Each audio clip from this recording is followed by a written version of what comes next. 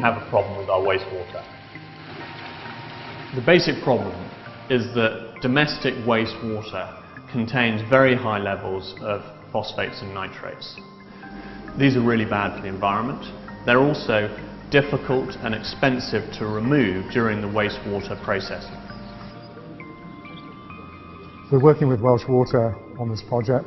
There are very strict legal requirements on the levels of nitrates and phosphates that they can discharge into rivers. They have some very environmentally sensitive sites, and therefore they're interested in technology that can help them to meet these very, very strict standards. Algae are very simple organisms. They require only light, carbon dioxide, some very simple minerals and water for growth. So they're very, very easy to culture. What you have in front of you is what's called a photobioreactor. It's full of water. That water is pumped from a wastewater treatment works owned by Welsh Water. It comes into the system, which is full of algae.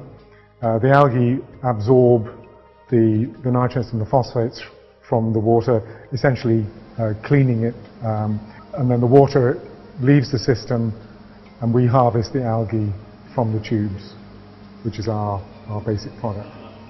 The products from algae that we're interested in are, first of all, pigments that are used in the aquaculture industry to provide the colour for salmon and trout and shrimps. Also for making protein, which is used in animal feed, and eventually they'll be useful to produce biodiesel. We have demonstrated that our process can remove these phosphates and nitrates. Where we're going by the end of this year is, I believe, we will have put in place the first prototype production platform which will essentially allow us to achieve a replicable and sustainable algae production process.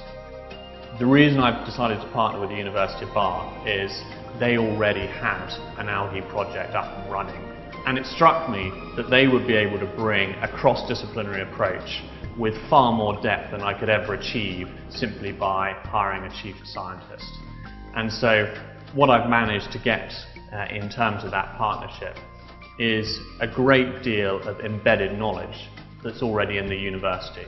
So when we come up against a problem that might not be directly solvable by the team, they can liaise with their colleagues and draw out that knowledge and bring it to bear within the project.